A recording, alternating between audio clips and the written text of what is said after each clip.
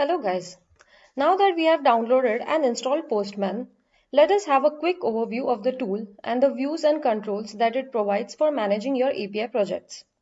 Postman can be viewed in two modes. One is build mode and another is browse mode.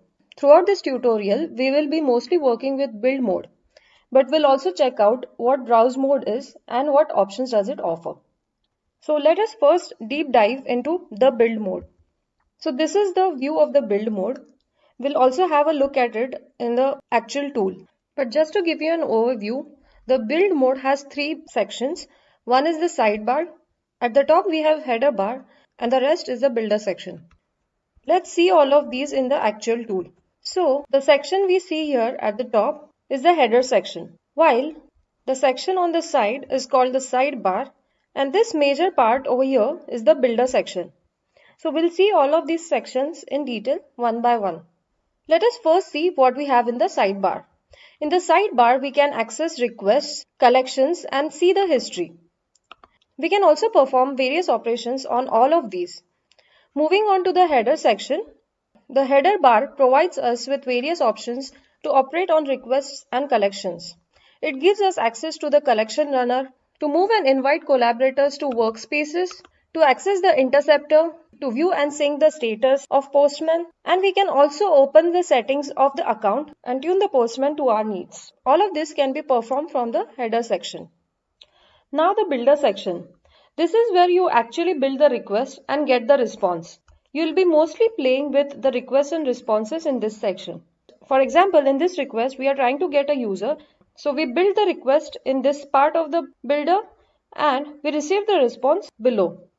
Note that we can also change the view from this control bar by which the response is now at the side and we can toggle back. Additionally, there is also a control bar at the bottom. Here you find the option to find and replace anything in the Postman, which is like any other find and replace option. You can also go to the console and check the logs.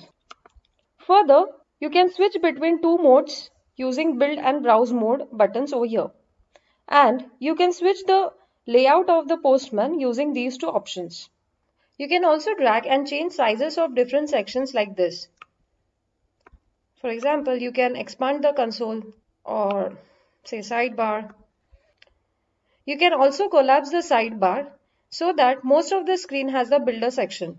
Similarly, you can also collapse the response section and expand it back when you have the response. And as shown, you can change the views from the control bar. Now you can also use the browse mode. Browse mode is usually used to access entities across your workspace and connect to Postman dashboard via desktop app.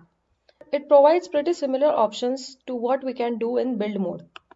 But we will usually use the build mode.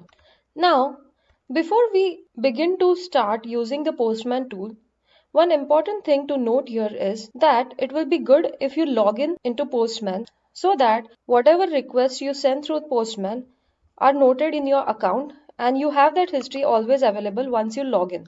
So even if you log in some other device, you'll have same history and same collections and all other things associated with your account. This makes it easier, especially when you have multiple devices from which you want to access all the workspaces. So to log in, we have an option over here. Now since I am already logged in, it's showing my account. Suppose I sign out. I'll say this. We get this. And then I get an option to sign in. Or if you don't have an account, you can also create an account. I would highly recommend that you create an account and then start using Postman so that all of your history can be synced between devices. I've signed in again. So this was about navigating through various sections of Postman and we'll look at all of these in detail in the further videos.